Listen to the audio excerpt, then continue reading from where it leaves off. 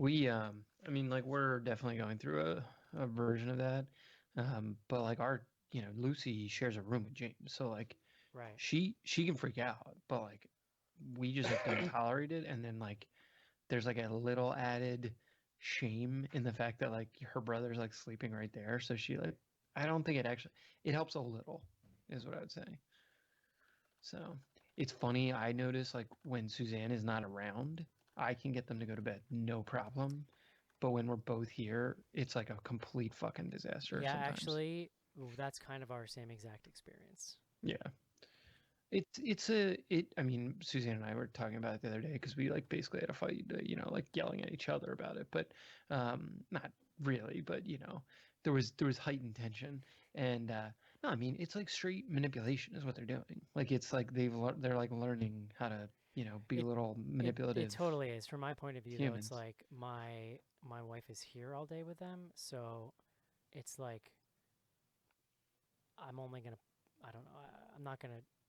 I defer to her on that stuff, like how she wants to do it, because she's the one that's here dealing with them all day. And Yeah, she I also mean, deals with nap time. So any habits we create at bedtime like bleed over into nap time. yeah, yeah.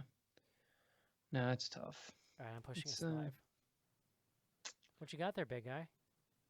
Pot roast. Wow, pot roast. nice. Straight out of the Instapot. I was telling my wife I pissed off pissed How off. long is it taking the old Instapot? This one took 90 minutes.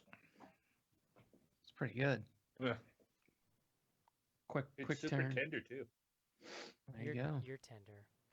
I know. We got spoiled. My mother in law bought like half a cow for Christmas, and so we've got hamburger and beef roast at the wazoo. Like one of those things where you just have to have a second refrigerator to put it all, and you just buy it all at once. Pretty much. It's wild, man. She didn't know how much she was buying, so There you go. Do do do do do do do do do do do.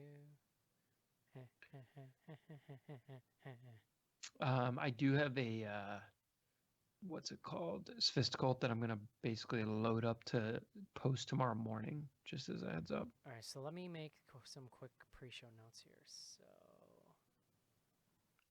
oh, and I'm gonna pull that email about La Llorona. Let's see. Pre-show starting notes. Joe is cold. Mm-hmm. New Sophistical. Yep. CC want to mention book club. I know nothing about what they're doing, John. I don't know if you can help illuminate that. No, no, I can't. I can help on that one. Okay. Perfect. So, John, you're new Sophistical. Yeah, sure. I'll toss to you on that. Joe Talking about the new Yorgos film, The Yorgos. Favorite. That's a hell of a name. It's nominated for the most Oscars. So I gotta take my sweatshirt off. Stand by. pretty good.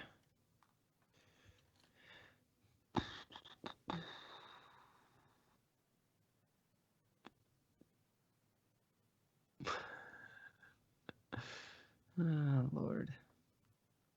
So I lost my. I've been doing like a size 1 razor on my head, Mm-hmm. but then I keep losing it. And I think I lost it for good this time, and I just was like, you know what, fuck this. So I Like just in your house? yeah, like it's an attachment, but I don't know what I keep doing. Somehow every time I go to cut my hair, I can't find it. So I just decided, screw it. I'm just gonna start like shaving it, not like Yeah. full on, like just with the clippers, basically. I don't like Yeah. I don't like the full on. I think that's a weird look, but I just do the clippers because I like to still see my hair.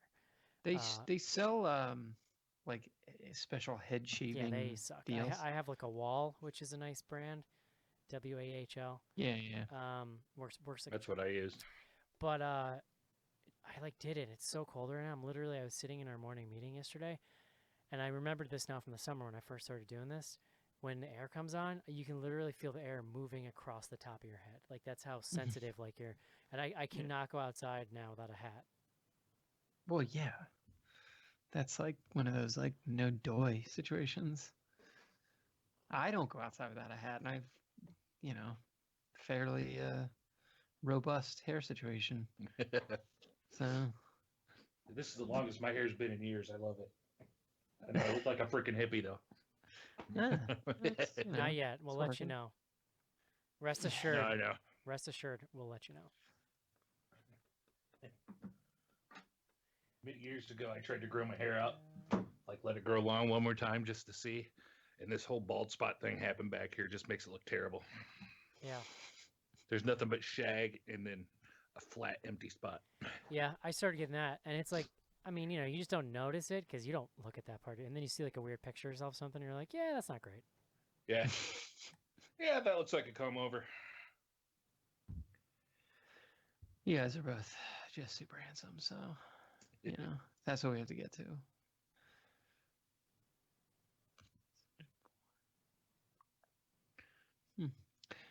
Yeah, good times. Either you guys watching True Detective? No. Not yet. We're waiting for the season to end so we can binge it. I don't pay for HBO when Game of Thrones is on. 'Cause it's like Interesting. It's $15 a month for service I don't use, so I've heard it's a return to form though. I will say that I kept it longer this last time, but I still wasn't using it. So eventually I was like, I can't justify this money. So once it comes back, I'll bring it back. I might check that out, and then I might like rewatch Boardwalk Empire again because that show's fucking shit. And then Dude, have you watched The Deuce? No, is You that gotta good? watch Is The that good too? Deuce. The Deuce it's hot. No, I mean the kids show. Well, so they have Sesame Street now, obviously, and there's a Sesame Workshop animated show that my kids are like obsessed with called Esme and Roy. That's on HBO. Well, it's too. interesting because so we don't have cable. We just do over the air. Yeah. And we get a bunch of PBS like digital stations, and one of them is 24-hour kid stuff, and they still air like old Sesame Street. So they must have retained the rights to everything they produced, and then it was just new stuff, I guess, that HBO. Well, yeah, the deal HBO did is that basically it's first run on HBO, so like the new season comes out on HBO, but then within like 6 months, it basically is on PBS. Oh, interesting. Okay. So they still do the new ones on PBS just later. Yeah, it's just a little delayed because that was like people like kind of freaked out when HBO bought Sesame Street. Like, oh, you're just putting this quality public content behind a paywall, and they were like, no, like it's still going to be available. So, and to be fair, especially now, it's probably good foresight because with shit like national parks and everything, I'm sure it wouldn't be long before PBS started getting hit. oh no, they have. I mean, that's like, yeah. I mean, that's and it's not just Trump. That's like, and everyone threatens to defund like NEA and all that shit. So, yeah. Dude, I started listening to. I've been talking about American Scandal, that podcast. Yeah, it's fucking. Well, I listened to it because you recommended it like or mentioned some of the best like podcast storytelling I think I've heard. But this news, if you got to listen to the New York State one. Oh, definitely. It's about. New York State. It's about Spitzer. it's about the capital region. It's about it's about Spitzer's like rise, and then basically him butting heads with Joe Bruno and Sheldon Silver and all those like old like fucking juiced in scumbags, and then how they took him out basically and also got taken out in the process. It's one of the best things I've ever heard on like corruption and how insidious it is. But by the end of it, it will gut you because the end result is just like there's nothing is ever going to change basically. But it's so good. It's so good. I just downloaded. There was only 5 episodes. It's only a 5 episode. Yeah, they're run, they're short, like little short seasons. And then the first season before that is really great too. But the new one is on the Exxon Valdez. Yeah. And the episode today I'm listening to, and they're like in detail describing these first fishermen that went out there and were like seeing the devastation, and he like gets real gritty on like what it was doing to the animals. And I was driving home like, dude, I don't know. Okay, this took a turn. I don't know if I can listen to this. Gotta pull over. Yeah. Hey, Joe. Good times. Joe, glad you made it, bro. Hey! Joe, we're Hat Brothers tonight. I was getting worried about you. Hat Brothers, check it and see. Hat Brothers. Got a fever of 103. Ah, man. Come on, Newly, you can do more than dance. I like it. Hat Brothers, We're Hat Brothers! Nice. Now I'm suddenly really pumped about wearing a hat. Oh, yeah.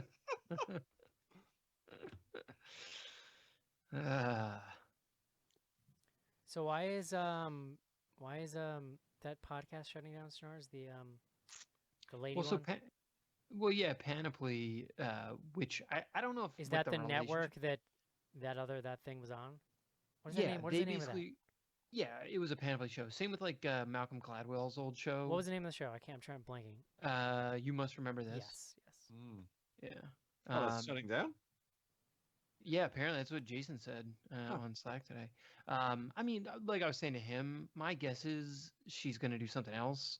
But Panoply is basically like getting out of content production, and they're going to focus just on like podcast ads. So, Hope that's not a weird bellwether. well, no, I mean it was announced like a while ago. People like threw a mini fit about that, and then who was it? BuzzFeed. Well, BuzzFeed obviously just laid off a shitload of people, but I think they also shut down their audio production. Basically, like a bunch of people have been shutting down their podcast stuff, or like laying off their full-time staff. But I think what they're doing is just like changing the way they're investing in it. Really, Yeah. Panoply's not. They are 100% out. That's for sure. Good. More room for us a-holes who do this without getting paid because we're suckers. Yeah, I mean we get financially supported. Yes. not Graciously. not by to the our tune of like patrons. we're quitting our day jobs. Just to be clear, but Oof. By listeners like you. yeah. And from a Fine. grant from Bill and Melinda Gates. Handsome and very beautiful listeners like yourselves. So, And the letter B. yeah. Okay. Cece told us to go on until she gets here. So. Yeah, let's can do you it. guys hear this? Beer guts. Yeah. I'm gonna play this for a second, see if I can. So this channel definitely is coming off low, and I don't know why. Sound fine to me. Like Billy Ocean. Yeah, but I've got it turned up way more than I should have to. I always ask myself, turn down for what? Ah, Joe. Because I've You're also you're maintaining a pretty stiff upper lip Oh, in here the we face of the Hellfest. I have so many gripes right now. Okay, and then let's try this for shits and Your work situation does help you. I feel for you. Send your emails to info@bloodygoodhorror.com or hit us up on Twitter. I discovered, John, that this program that I use no longer exists. So next time I got to upgrade devices, I'm gonna have to figure another solution out. Because I was trying to download it, because now that I have like a lot of iPhone storage, I was trying to get it set up on there as a backup in case I ever like this iPad dies or I forget it or at work or something. But it's like, yeah, the thing you're trying to download no longer exists. So I was like, oh, that sucks. Hmm. It's a great There you go. program. It is what it is, I guess. Okay, let me record for a second, make sure we're good, and then we can rock and roll. Rock and roll. Rock and or roll. That sounds like rock and or roll. All right, let's do it. You guys can mute anytime now. John.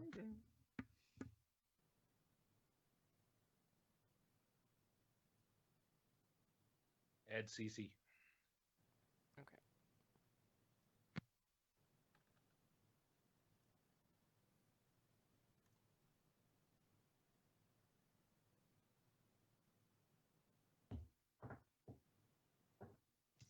CC. Hey. We are live on the pre-show, and we're just about to roll. Okay. Stand by. Everybody make sure you're muted.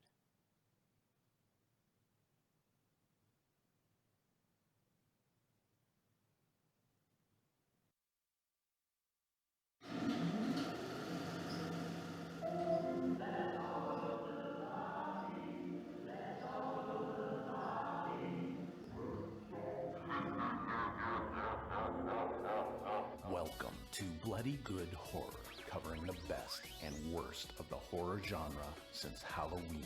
2007. Listener discretion is advised.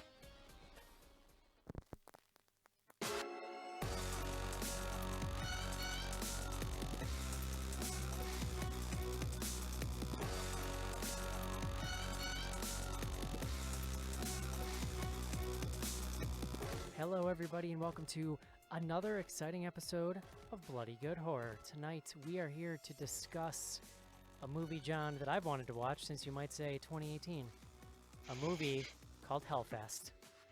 My name's Eric. Huzzah! My name's Eric. I'll be your host for this evening. Joining me first up, the business manager at bloodygoodhorror.com. Although he is the business manager, but he tends to show up, let's call it business casual for the show. Please welcome one Mr. John Schnars. Eric, so I got my business doing costume, and then I got my fun having costume. If by business casual you mean a stained undershirt.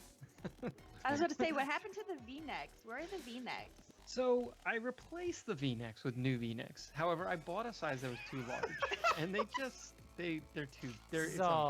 Too much cleavage? they just like hang off me. Like it's not. This is all it's not riveting. good. Next up on Plus, the for show. some of us, CC, it's like 20 degrees. It's too cold for me. That's true. Well, we're going to get to that in a moment here because this is the episode in which Winter is personally attacking half the members of the Bloody Good Horror crew. But first up, please welcome from the Midwest, Casey to the show. Hello. Next up, from the frozen pit of hell that is Chicago, where they actually light the train tracks on fire, please welcome Joe. These tracks are on fire! And last up tonight, it's like 40 degrees in Atlanta, so Cece has a tank top, has a turtleneck on. Please welcome Cece to the show. This is a turtleneck and not a tank top. And excuse me, it is 20 degrees here. Yeah, no, 20 sucks. Yeah. No, I'm with 20. Listen, 20 is pretty cold. you're allowed to complain about 20. The rage Lord. is already stewing because the fucking Atlanta office closed down today. Yet tomorrow it's negative 30 here, and this asshole still has to go in. Isn't there I mean, like... I went to work today, so I'm sorry. I mean, I can't help it that you have a bunch of, Joe, today was slackers on your team. Joe, today was the day that I learned that if it's too cold in Chicago, they have to like light the train tracks on fire to keep them warm. Oh, yeah. That seems like an amazingly like medieval solution to that problem, doesn't it? No, I pretty what I much mean? live in a scene from Escape from New York at this point. We're sounds- just walled in by piles of snow and frozen homeless people. It sounds awful. It's a nightmare. It's a goddamn nightmare. It's gonna be like negative 40 or something tomorrow, like wind chill. So tomorrow it's supposed to be a high of negative 13, a low of negative 26, Oh. and with a wind chill, they say it's going to feel like about negative 50. Yes. Colder could than break the record. Siberia. Yeah, Yeah. Joe, just do us all a favor and protect that beautiful mug of yours, all right? yeah. I mean, the bright Cover- side is Cover the- your there's- skin, moisturize, and you need a full face thing. That's your moneymaker, Joe. There's two positives about this. One, people in the Midwest love talking about the weather, and never before have we had a reason like this. Yeah. And two, the roads are so icy and there's snow everywhere that you can't tell if someone's drunk driving or just having trouble getting around. So Well, yeah, because what people in the South may not realize is that, like rock salt only works up to a certain temperature, at which point it stops Yeah. doing anything. Well, you pretty much have like these little dots on the road that are where the rock salt hit, but like It that's doesn't do how it anything. stops. Yeah, exactly. It's so bad. This is legit. This isn't a lie. I was on the train getting off today, and before the doors opened, the guy standing next to me did like a Hail Mary or whatever the hell like the cross the chest thing is. Like, just Oh, whatever. Sounds like a prima donna to me. right now, it's not even at its coldest, and with the wind chill, it's negative 30 out. Listen, John's riding to work tomorrow on a city bike with 2 beers in his hood. Okay. I probably will ride tomorrow as long as it's not raining. Yeah. It's only going to be like 25 though to start the day. Oh, So I'm already angry. yeah, we'll see. It's good times. Fucking Midwest. Never move to a city just because you like John Hughes movies. That's all I'm saying. How cold is Indiana getting? It's we are slightly behind Joe.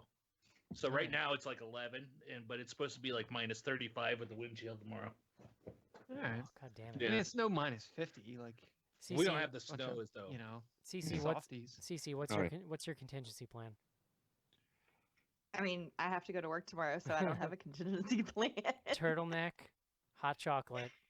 I don't like hot chocolate, so maybe fighting someone for all of the bread and milk in a local Kroger. Who knows? Do you even know how to make French toast in Georgia? Yes, I know how to make French toast. Damn. Okay. It's French, Casey. Lord. I know how to freedom toast. I don't know what the fuck you guys are talking about. Cece, you know what else is nice to do when it's really cold outside? What is that? Read a book. It is. Yes. Can you tell us what the Bloody Good Horror Book Club is up to these days? Yes. So the Bloody Good Horror Book Club is on both Goodreads. Well, we're on Goodreads, and you can get to it by going to Goodreads, or you can go to the Bloody Good Horror website and follow the link through there. And the February book I did not have pulled up, but we're starting a new one. And Love it. I love new I books. In the tall can't grass. to get this pulled up. There are pages, There's a perhaps lot of chapters. pages. It's similar to, This Lord. is terrible. This is Damn it. legitimately the worst it's the stall worst. I've ever seen. I in didn't my think life. I would have to warn you about to look up what's going on in the book club. You run it. I know, but there's multiple books going on. I'm sorry. So actually, February is In the Tall Grass by Stephen King and his son Joe Hill. And I was thinking it was a different one, so that's why I didn't remember it. But it will coincide with an episode of Something Red. So it is a novella. It shouldn't take you very long to read it. So if your snow day only lasts maybe a few hours, you should be able to knock it out. Don't assume. Damn, Eric could read it in like 6 months. Don't assume Yeah. how long it'll take me to read things. I'm now reading I'm reading a new book, CC, that is not Game of Thrones. Oh, what Yeah. are you reading? For some reason, I decided that I was going to go back to the Expanse series, which I read the first Oh. one of last year. Yeah, I'm reading the second one right now. Eric. Caliban's War. It's fun. Yeah. You know, Yeah, I it's think good. I'm I liking read it. the whole first book when I did it last year, but I was just kind of lukewarm on it because I think you coming out of Game of Thrones, it's so weighty and serious. It took me longer than the length of the whole book to adjust to the tone. It's kind of goofy, but Yeah. with these odd, it's goofy, fun, pulpy, but then there's these odd moments where they kind of try to be really heavy. But then I kind of realized I kind of oriented myself. It's almost like more of a B sci-fi horror movie or something. And so I just started. it's genre fiction. It is. What It's just not a thing I'm familiar with, John. Hi, have we met? I've read 5 books in my entire life, and 4 of them were named Fire, Ice, and Fire. But I feel like the way the world is these days, John, I kind of need something silly like that. So I started reading it, and Yeah. it kicks off good right away. So I'm excited. Nah, it's dope. But I'm I'm literally excited. only reading a half an hour at a time on my lunch break, so it's probably going to take me 6 months. So Seeing as I'm getting ready to turn 45, I like to keep up with the hip lingo. You two just realizing you're reading the same book. Is that what's called a meet cute? no, Not no, at I all. don't think Nope. so. But And I mean, a meet cute isn't. It's also not at new all- lingo. it's also not at all new hip lingo. Yeah. Is But- that like aardvarking that we talked about? that one I did. I honestly. That's did not after the know. book. Typically Yes. you meet cute before you aardvark. Although I Mm. suppose with the internet these days, you could probably arrange aardvarking without meet cuting. But Okay. you know, Where does docking happen? Is that- okay, we're done. During meet cuting. Yeah. This is going off the rails. Docking happens after you get married, Joe. Okay, John Schnars. Sophisticated cinema. What is that? What's happening? What are we doing? The I guess we can say longest running spinoff of Yeah. Bloody Good Horror Sure. returns with, I believe, their 64th episode. I have to look, which I'm going to be posting tonight.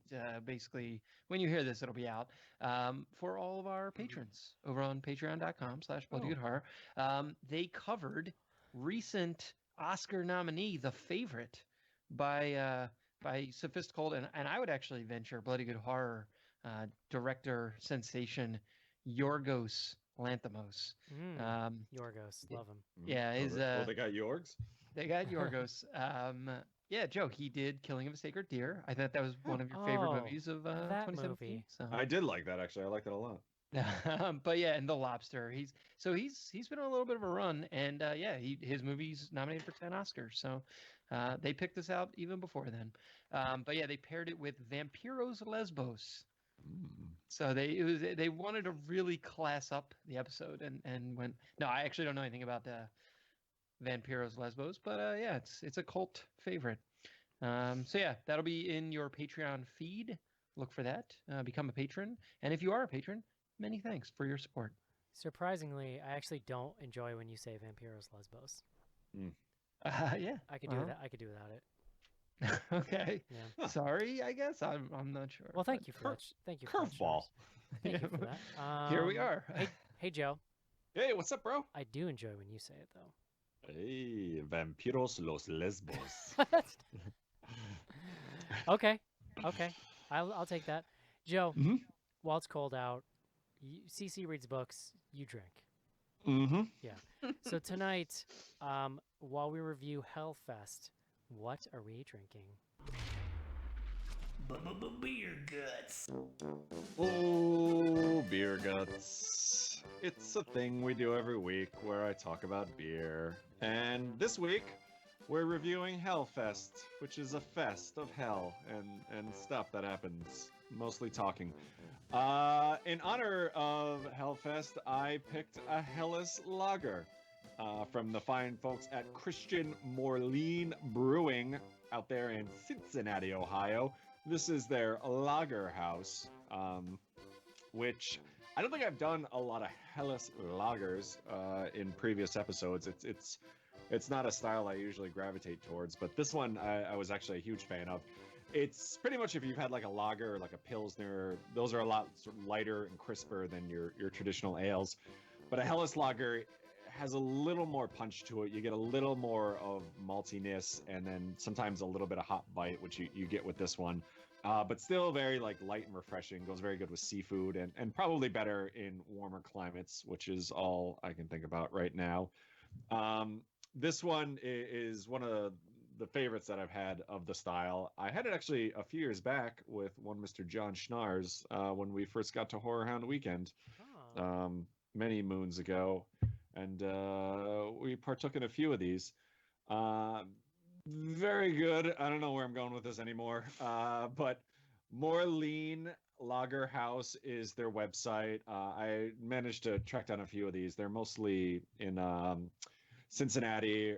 Ohio, Indiana. You can get their stuff, and a few of the surrounding states. So I don't actually think we get them in Illinois, but everything I had of them was very good. So definitely check this out or any of their other beers if you can find them. Comes in pretty light at 5.2% alcohol, so not super high. And like I said, in this weather, you can just get hammered and go out on the streets and no one knows what's going on. So feel free to partake as many as you want. people are. People are worried about dying, so the last thing they're concerned about is how drunk you are. No, it's like, oh, this guy's just slipping on the ice, or it's snowy over there. It's every man for himself. Yeah. Oh Yeah. no, the roads are perfectly clear. He just. But I don't know why he's not wearing maybe had a few. Yeah. So yeah, there you go. It's like definitely... it's like Hellfest in that way, Joe. You don't know what's real.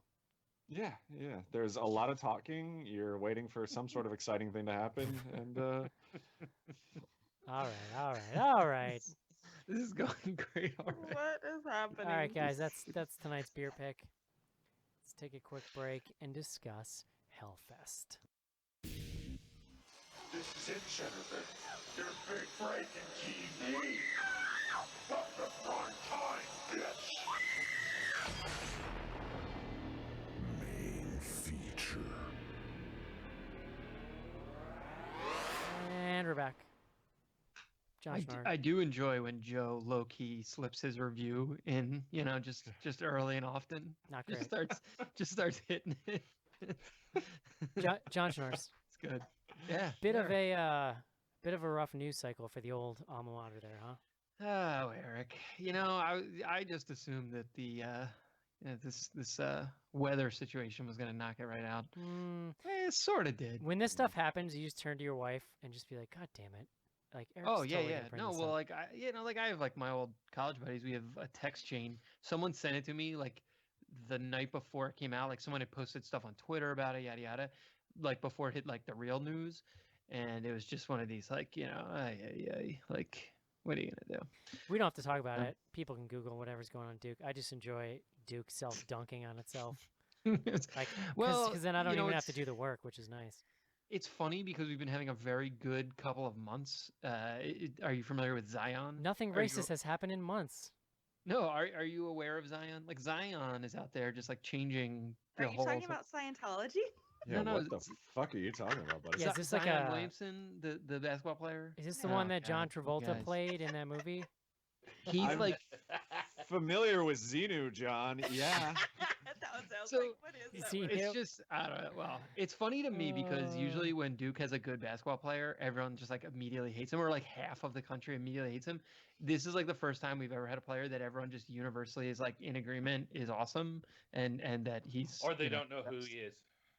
Well, listen, John, if you I don't know assure anything about you- sports, like that's a different John, problem. John, I assure you, I've spent 0 time thinking about Duke's basketball team ever. Sean, are you allowed to watch Lisa Renna like movies? Like, is that or Leah Remini? Are you not allowed? Leah Remini, nice It's joke. like, Way to yeah. butcher your own joke, John. I don't know where you're going with that one. But It's not the first, and it won't be the last. But can you watch Lisa Renna movies? I mean, Oh yeah, does she get work? John, the Aw, that's John- hateful. full-fledged housewife. oh yeah, John. The good news is, even if Duke were to burn down tomorrow, Mhm. they already taught you words, so you're Yeah, you're you already Scott. have your degree. Yeah, you're I good. mean, I would be sad if the library was damaged, but otherwise, Yes, you're right. Sure. I got out. Yes, me too. I would be sad. They taught you the words, John, so that you can come to this show every week and bring us the words. So, in the spirit of that, please bring us the word of the day.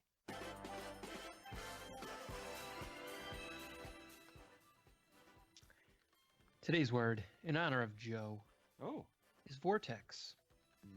I thought it was gonna be hung, but all right. Christ. VORTEX. A vortex. And I didn't know exactly what this meant, so here we are. A mass of whirling fluid or air, Oh, especially a whirlpool or whirlwind. I love whirling fluid. Mm. Yeah, and that's it. So vortex comes to us from the Latin. That's my senior prom theme was whirling Whirling fluids. the Latin word. Oh, guys, check out that this it's derived vortex from over is in the punch vortex, bowl. Actually, so I didn't hear you, John. I was trying to make a dumb joke over you. Sorry. nah, it's fine. What's the Latin? The Latin word vortex actually gives us the modern word vortex. Okay, so what does that have to do with this movie? No, it has nothing to do with this movie. It has to do with the whole word vortex. No, I'm gonna be honest with you. Do you Eric, not I- understand the description of this job? Serious question. What? I'm I'm very alright with it. concerned about our dear friend Joe I appreciate it. and his I was- battles against the polar vortex. Bullshit. You heard Don't vortex on try the to- I was radio gonna and say, you were this like, is a- sweet. No. In all honesty, I did think about for about an hour on my commute home, basically about what word I could use for this movie, Sure you did. and I get a big old shrug for you. How about guillotine? Done. I've already used guillotine Absolutely for used sure. guillotine. I appreciate so it. in other words, you got cold riding your bike home from work, and all you could think of was vortex. No, I was Polar raining, vortex. so I had to ride that. How about I this? supplement By for the sure. time this show is over, I'm gonna come up with 5 words related to this movie.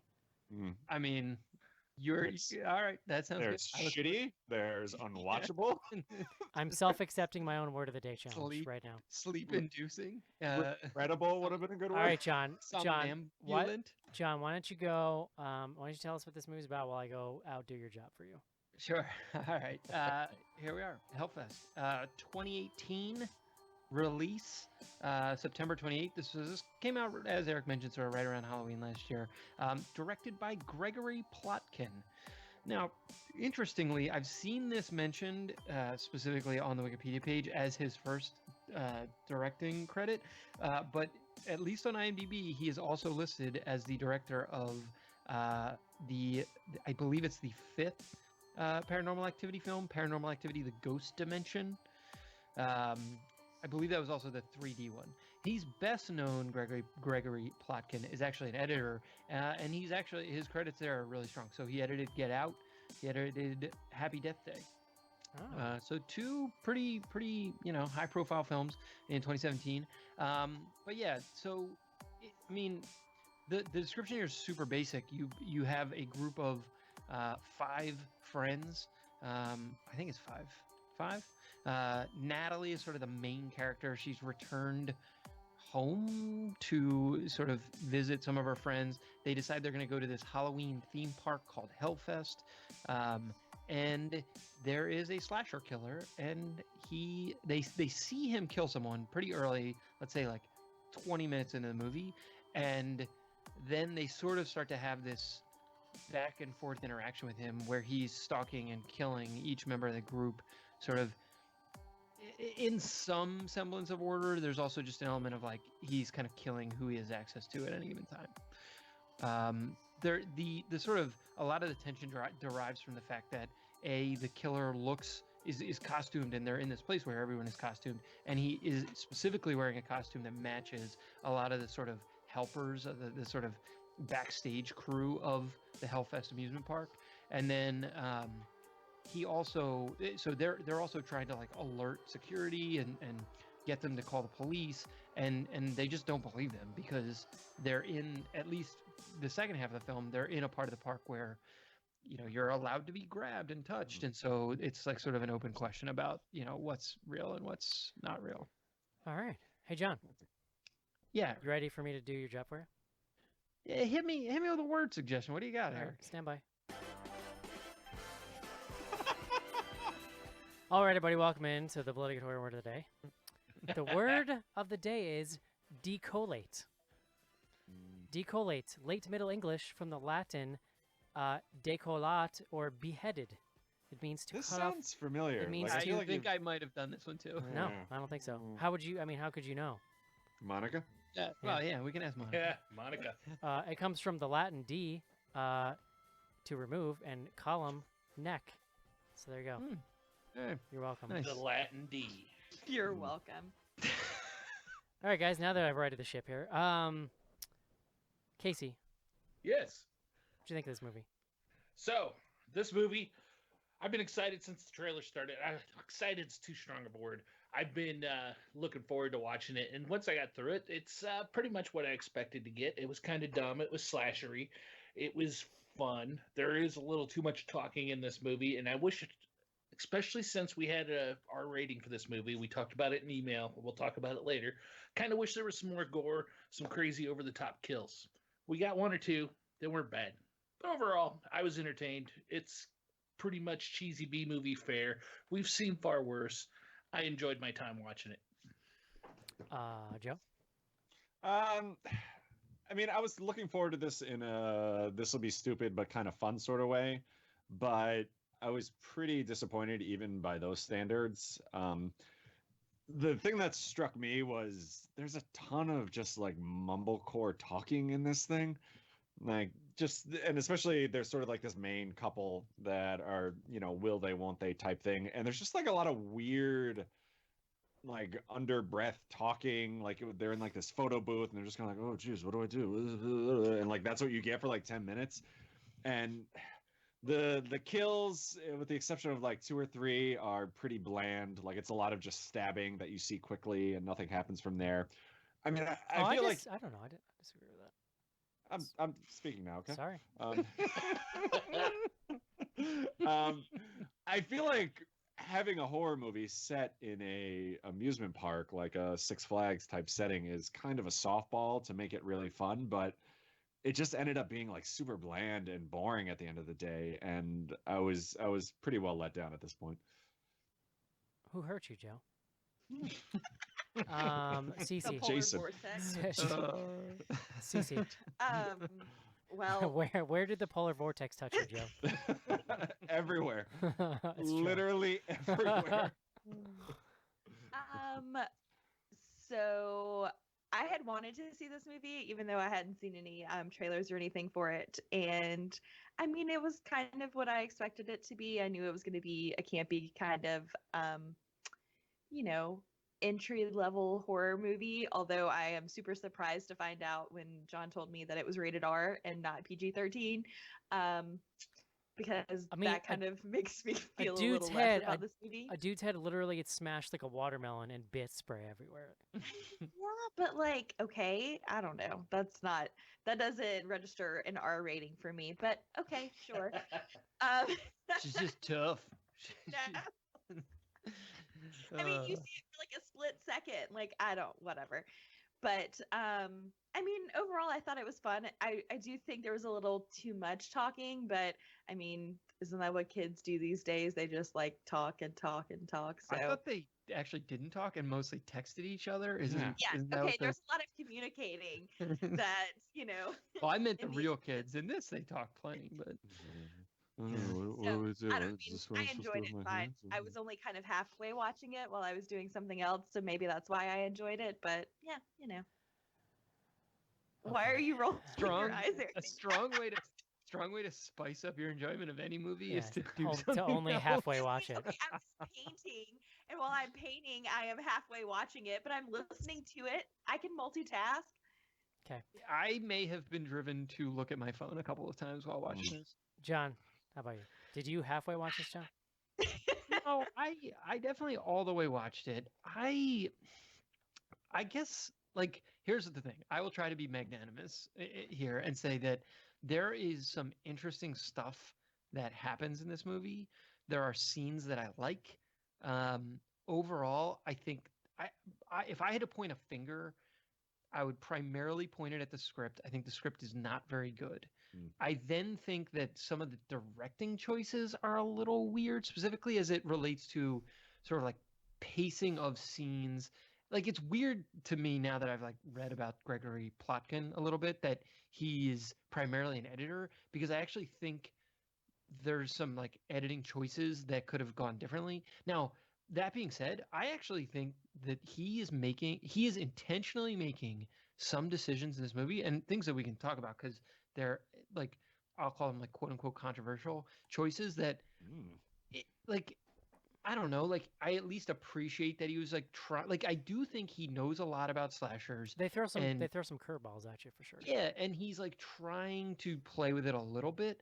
That said, like, I think Joe mentioned it. Like, they could have done so much more. Like there's a real lack of creativity, I think, around the setting, because like ultimately it ends up being like they're walking around these haunted house type settings, and a hand grabs them or like something jumps out at them, and that like sets up some jump scares or sort of like tense moments. But at the end of the day, it felt like for a movie called Hellfest that's like set in this environment, they don't necessarily like go to that a lot. Like you could have set this movie at an amusement park that wasn't a Hellfest amusement park, and it would have been like largely the same, except probably the security guards would have like taken it more seriously when there were creepers stabbing people. I don't know. I ultimately didn't really like this movie. Is where I will end. Apparently, I'm playing the role of Jason tonight on the show.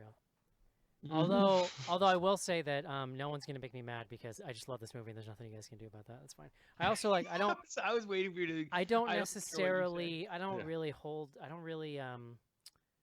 hold like you guys not liking it against you per se, or like it was what I wanted and what I expected from this movie.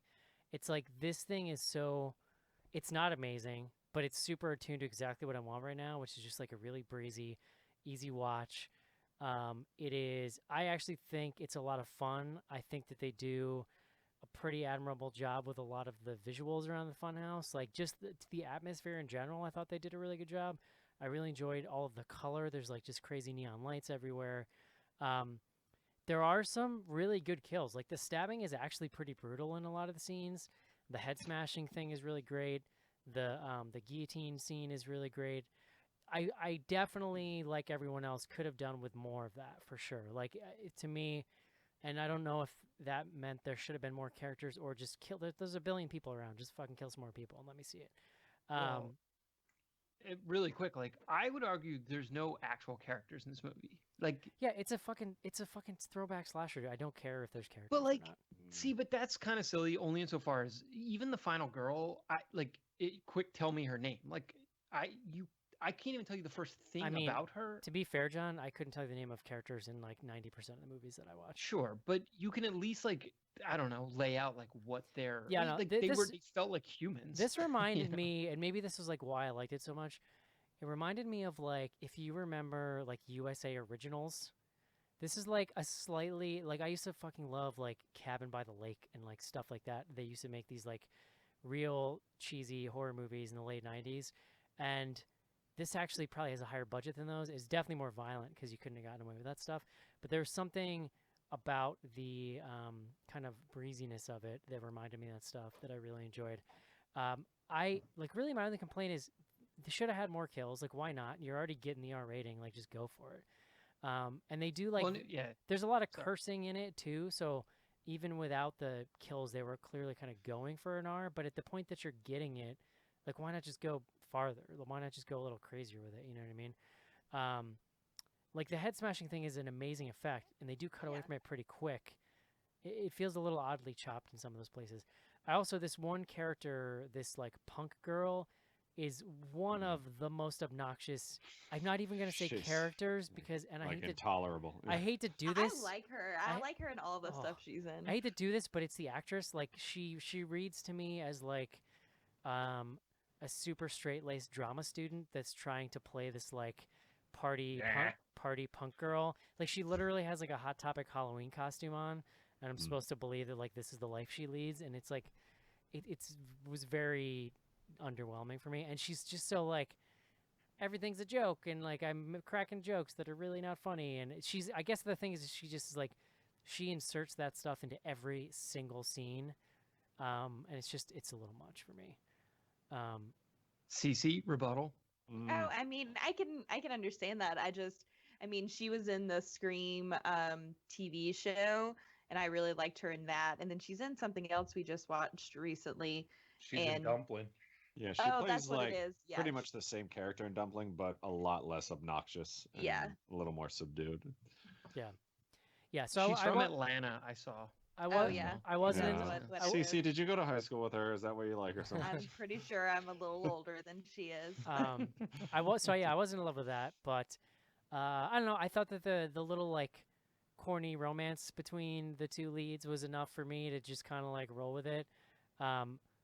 Although it's like really like one of the two really terrible decisions in this movie is there's two really funny things that just crack me up as like real bad slasher movie things, which is one, the kid separating themselves from everybody right before they go in the haunted house because he's gonna go win her a prize.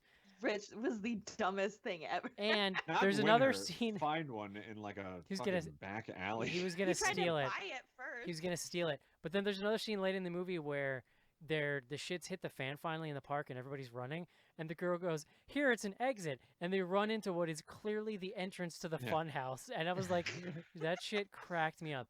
But whatever. Like honestly, all the stuff aside, I actually had a lot of fun with this movie.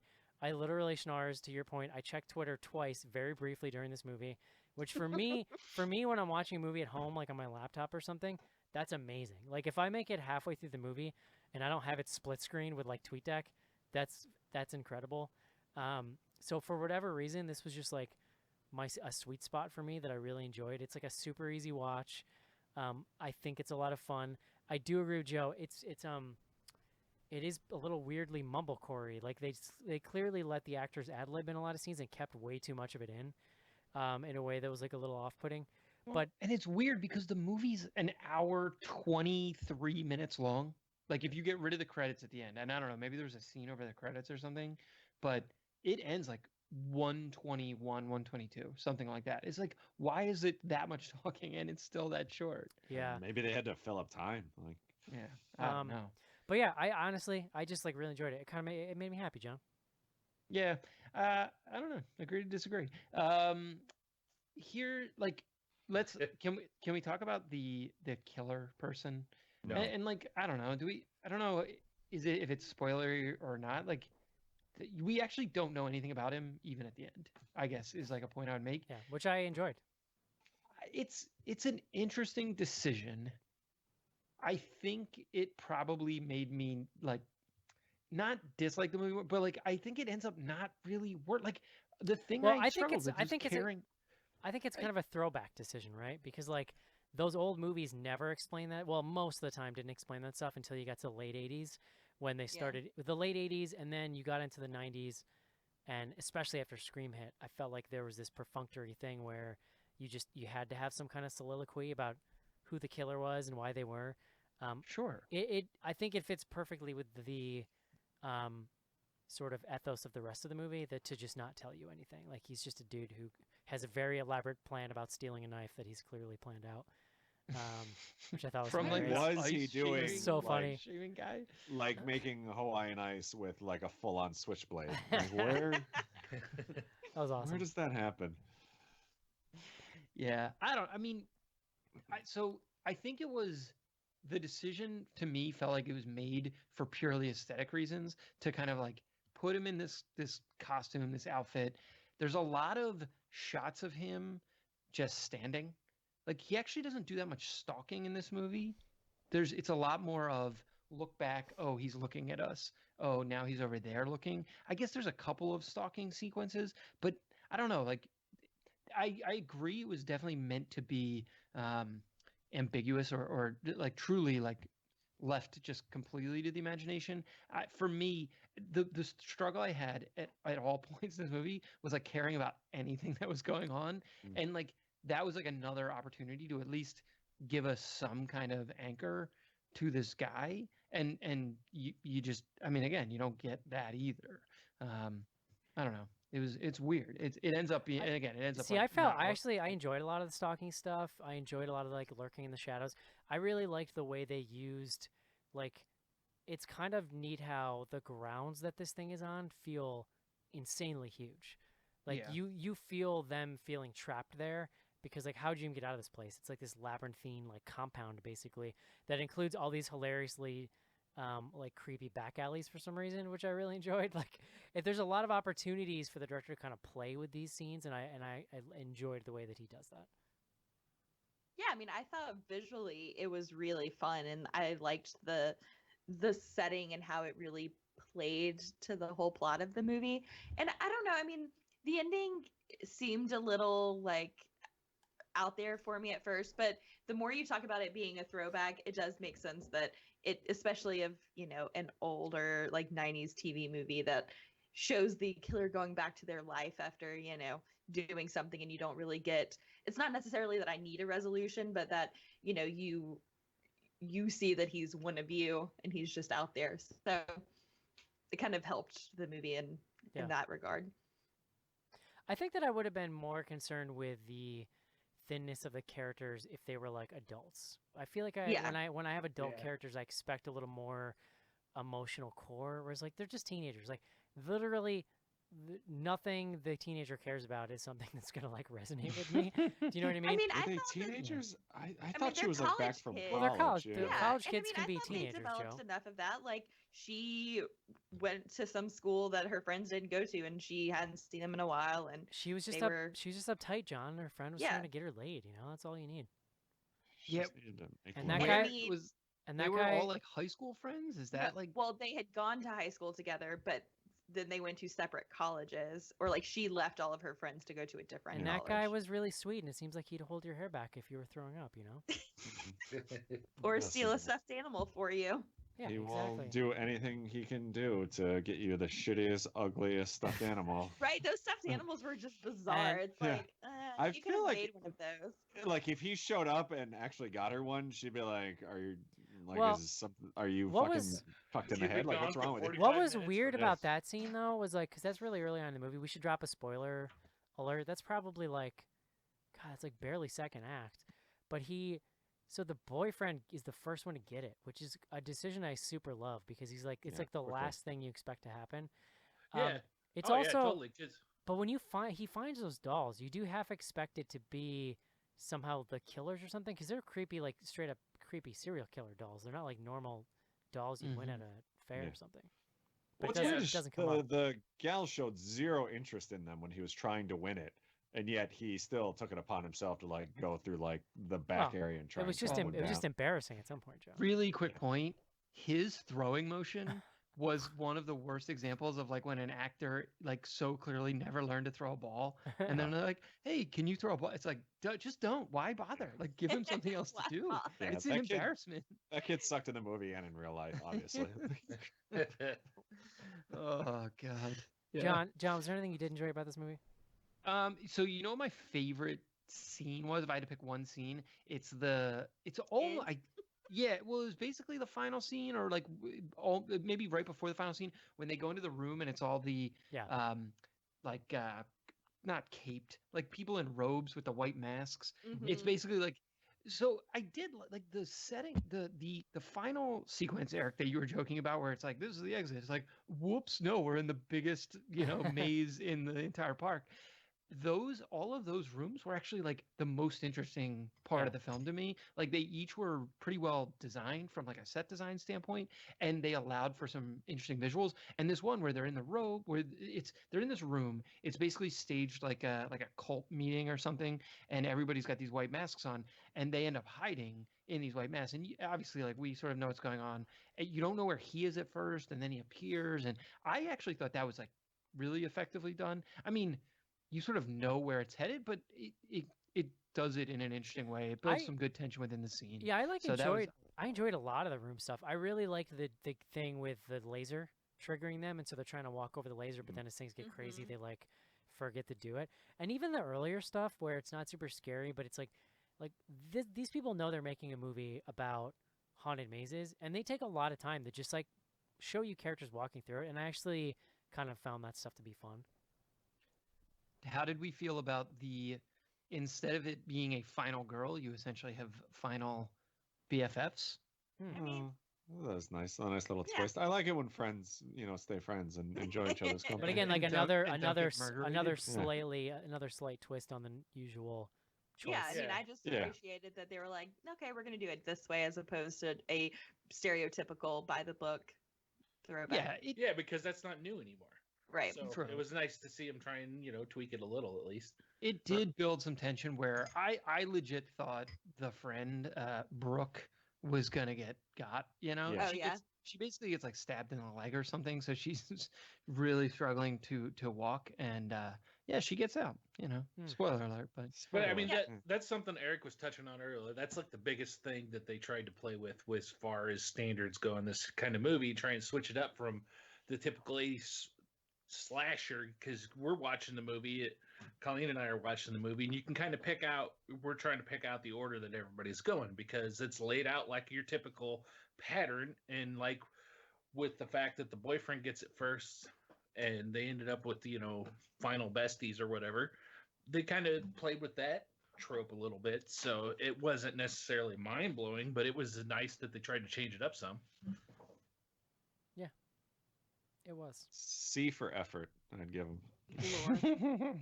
See, I actually I think that it would have been nice to have seen this around Halloween because like I don't know, I think when you're around Halloween you're almost like maybe a little more accepting of something like this because you're just kind of looking for a fun, silly Yeah. theater watch, Yeah, I but feel like Eric, around if you had to put Halloween, up with like, teens in the theater, you probably would have been more displeased You know, about this John, movie. I'm that stuff makes me less angry than it used to. Yeah. I alright. feel like What if like this why? movie had a ghost house in it? Would that have really pissed you off? Yeah, What if it was subtitled? La Llorona themed. I feel like around Halloween, like the spooky time is very precious, and if I had wasted like an hour and a half with this pile of dookie, like I would have been more annoyed than I am having You watched guys it are now. really bringing me down Yeah. tonight. I think say. the atmosphere would have played into seeing it at Halloween better. Eh, I think like- that would have heightened it some. Not to be like nitpicky, but I read that a lot of the props and stuff were borrowed from Six Flags, and it looked like it was. No, that's 100% true. I Like, have no idea if you're joking or not. No, I'm not. Like, I guess my gripe with like a movie that I'm watching in theaters is like I expect a little better. Like I thought the houses looked fine, but it could have been a little more over the top. So Like, you're I so wanted you're this to bringing be- some weird Disney baggage to this, basically, is what you're Yeah. saying. Sure, yeah. It's like it's a fucking big budget movie that was in the theaters. Like maybe do some Disney magic Well, rather than it's- fucking Six Flags. You Alright, you so really quick, expected Imagineer level of scares. This I is- expected fun, and I guess that was my fault.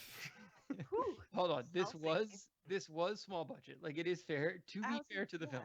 They made it for $5 million, which Yeah. like is That's pretty tiny. it's Did small they by spend it on just dolls and then like maybe $20 on the houses, or I will say, John, it is the one shame I will say is that like and I feel like this is every movie we see nowadays, but like Blumhouse would have taken this concept and like knocked it out of the park in a way that Yeah. this movie definitely doesn't. Yeah. This is perfectly in their wheelhouse. Like I could see this as a Happy Death Day type, like fun, goofy bubblegum kind of thing. I think I'm goofing around, but like that's exactly my point. Like I expected something a little more fun than what we got, and Well, like, you could. that's why I was disappointed. I myself would have expected them to use more of the park itself as part of Yeah. like Yeah. what was going on and with the killings and stuff like that. Well, You which could have had does, a ton of fun with that. and that's what I say. Like, I think that does happen in the last essentially 15 minutes, and it's why the last 15 minutes is solid. Mhm. But the rest of the movie just like doesn't get there. No, I mean, look, like it's small budget, and I agree like they could have done more. I mean, ultimately, there's just not there's not that many kills that we can kind of like count it out. I think there was like 7 total people that die, but literally 3 of them are within. There's like a 1-minute spurt where he just like stabs a bunch of people in public. Well, and It's they like, they I even don't know. they even Yeah. add the like opening credits kill, which doesn't even make a ton of sense. Like that he just killed 1 person and leaves, but then comes back and decides to kill like 8. But like you needed it for pacing wise because otherwise the first death doesn't happen for like a half an hour.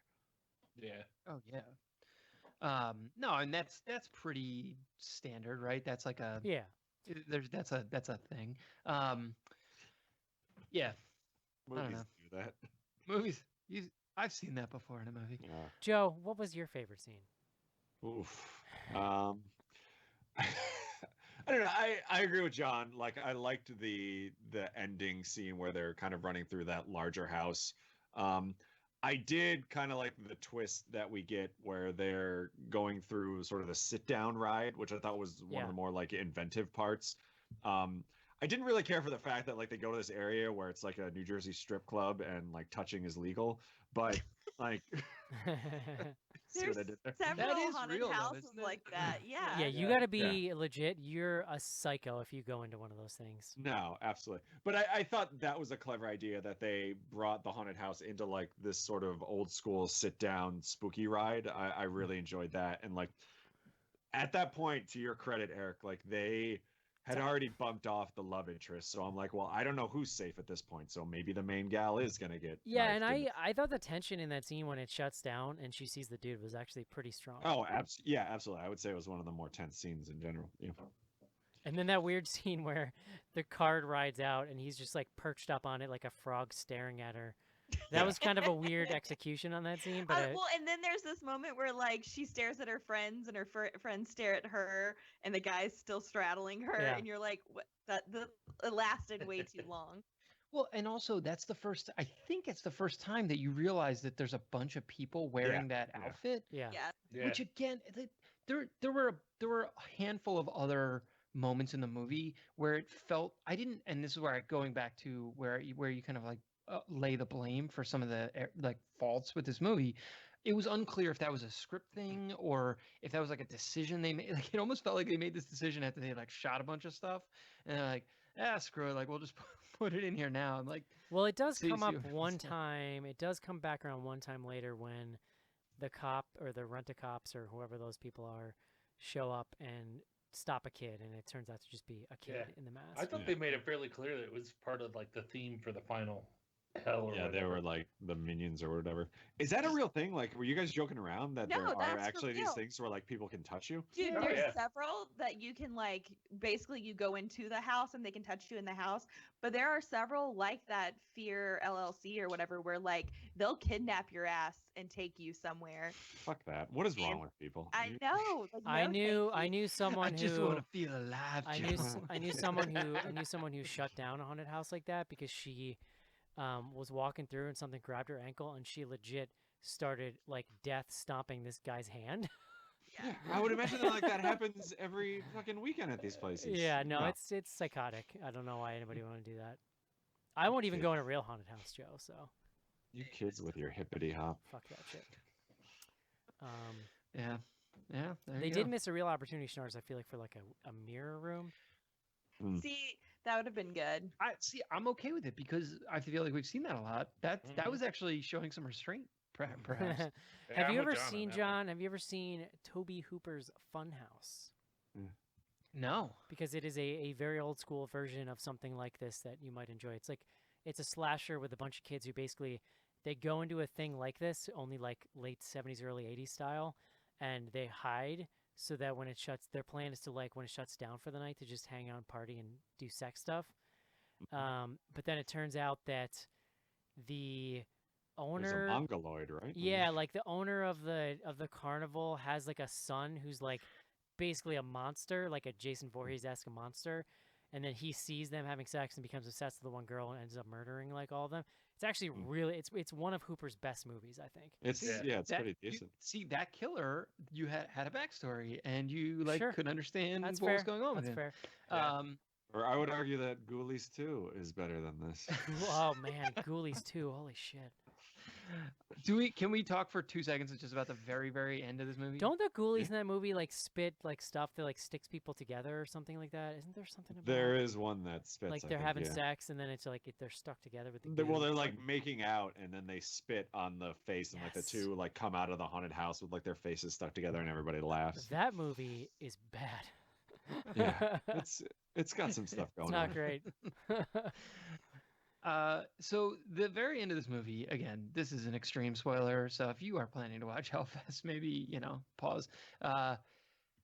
The last scene of this movie, they basically show the final BFFs kind of celebrating their survival, or just kind of hugging each other, I guess.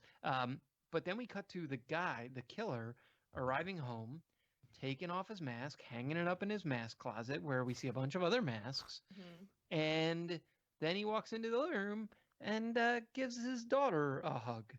And then fade to black. Not just a Yeah. mask thing, John. He's got like souvenirs in there, like serial Yeah. killer Well, and souvenirs. then Oh, like yeah, a yeah, true. weird picture of a girl that kind of looks like the other girl, but then like I don't know. It's and like- the it's like- radio is It's like his Dexter cabinet, basically. yeah, and the radio was talking about how like there had been a murder like 3 years ago. So are they just trying to say like once he gets the itch is when he goes and kills somebody? Like he doesn't go out every Halloween. Do you think every time he kills someone at this place, he steals knives from the same guy, and that guy's just bewildered as to what keeps happening to his knives? For God's sakes. You're stealing Guys, my goddamn I'm knife. just trying to make Yeah. some goddamn ices over here, okay? How old was So- that kid? And who was watching that kid while he's out doing this stabby stuff? That's a great question. On IMDb, they list the killer as the other.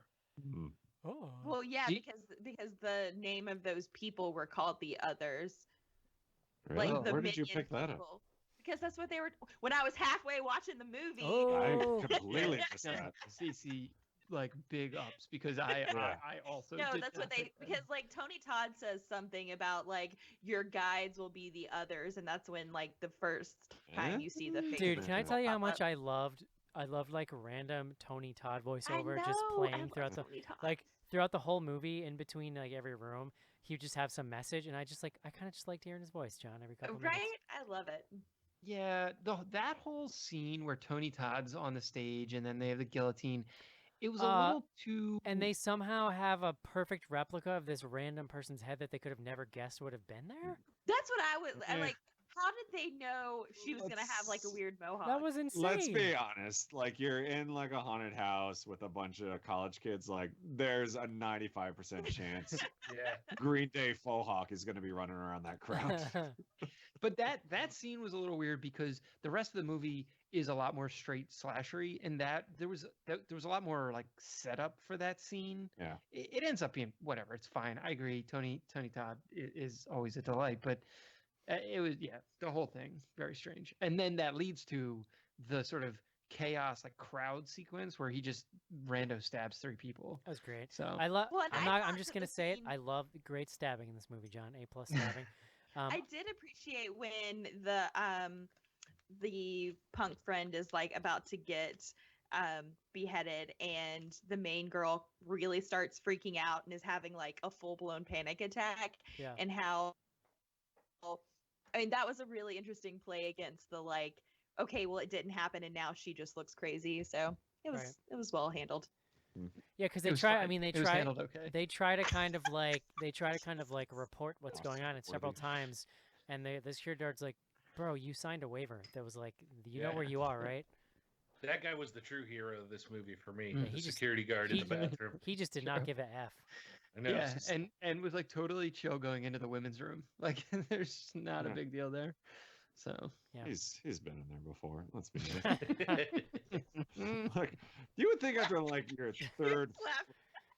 He Like, after volunteers. He volunteers to clean it up so that he can put a little camera in there. That guy is 100% a high school gym coach during the week. Yeah. Yeah. God. Yep. And they but a really shitty one. You just play dodgeball every day. That's amazing. No, maybe for you, not so much Yeah. for me.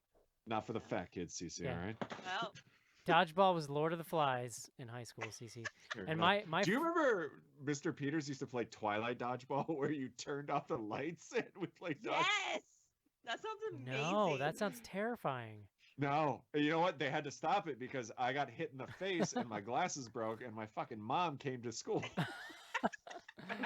No, dude, we played. I was in a God, I think I might have been a freshman, and somehow there was some kind of gym class with like freshmen through seniors, Hmm. and that's ridiculous. if we were playing dodgeball, and I'm like small and quick, John, so I can dodge the ball pretty good. Mm-hmm. So I ended up last one time, and everyone on the other team was like a starter on the varsity baseball team. And literally, we would do like after a little while, you'd advance a line, right? If once there's not so many people left, oh, now you can cross over to the first line, and then after a Yeah. while, then you cross over to the second line, where you're legit maybe 10 feet from the wall that I'm like cowering on.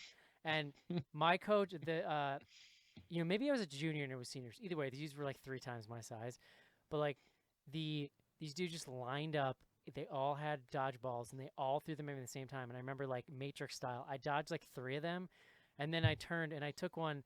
Joe, do you remember Brian Rush? Oh yeah, absolutely. Kid had an arm like a fucking howitzer. Yeah, and there he was was- always like 2 or 3 kids that were like fucking jacked up when they were 14. He was the starting pitcher, and I turned to dodge one ball, and it hit me flat in the chest and literally propelled me into the wall, and I hit the ground. And then, like, the rest of them all hit me once I was on the ground. The next thing I remember, the class had ended. Nobody was even there. And my gym teacher, who actually was my soccer coach, was, like, laughing to himself and helping me up and asking me if he was all right. I literally, like, limped back to locker room, John. So, no, CC, I don't like dodgeball. No, I agree. Oh, Like, man.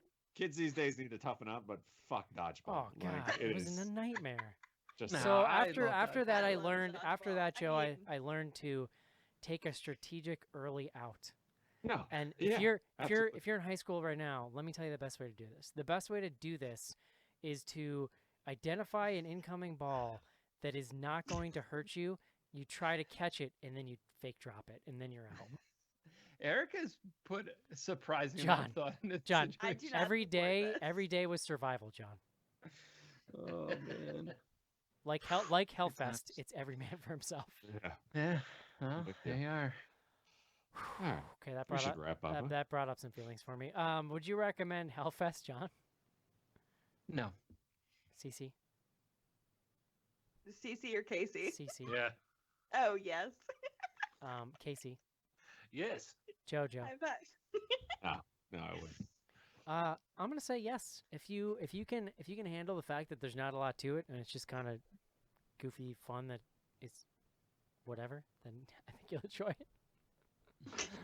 I like this movie. Listen, if you're on the Eric wavelength, I'm just saying, give it a shot. If you're in high school and on the Eric wavelength, you'll love it. If you've been murdered at dodgeball for years and years of your life, then you may be. Do way they into play this dodge? movie. I don't think they play dodgeball anymore. They probably Oh, don't. come on. Every They once in a definitely while, we do. would play co-ed dodgeball, but they would do it with the like foam. We only got to play co-ed dodgeball. Like we didn't divide into girls. and Oh, boys. see, that's why you don't understand Huh? the hellscape Yeah, that male no. dodgeballs.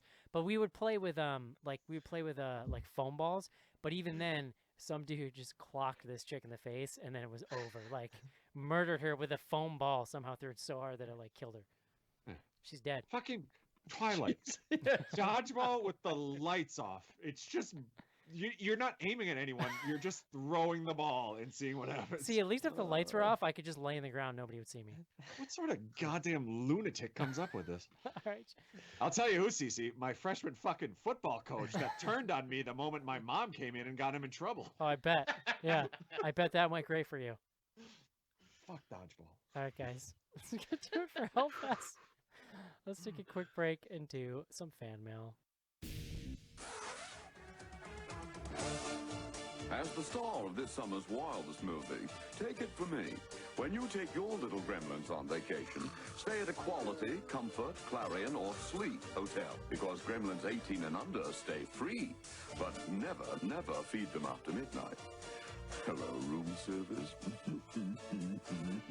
Kids 18 and under stay free when you call 800-221-2222. Hi, I'm Heather Langenkamp, and you're listening to Bloody Good Horror.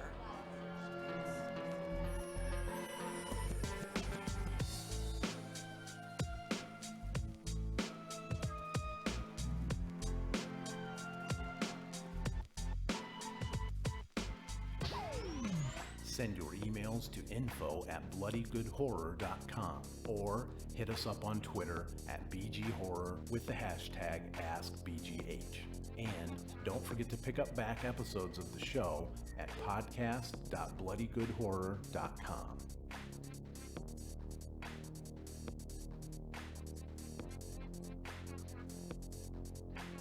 And we are back. Send your dodgeball-related stories to info@bloodygoodhorror.com. I'm definitely having nightmares about dodgeball tonight, Joe. I just want you to know that. I'm there. I'm with you. info@bloodygoodhorror.com.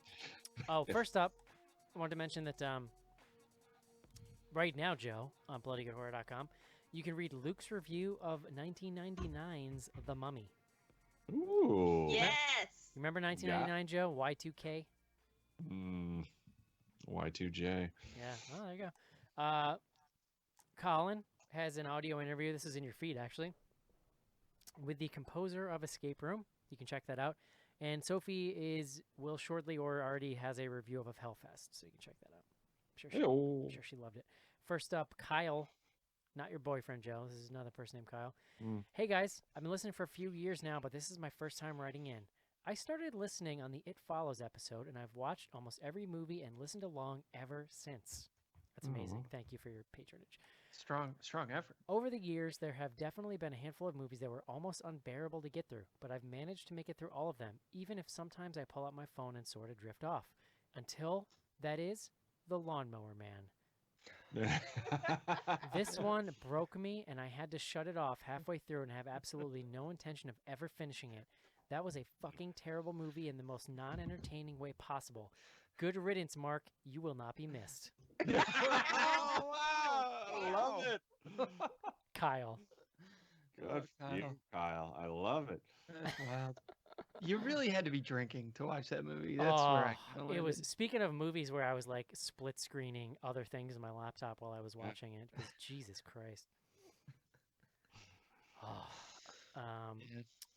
Next up, Cassie. I love this email, John.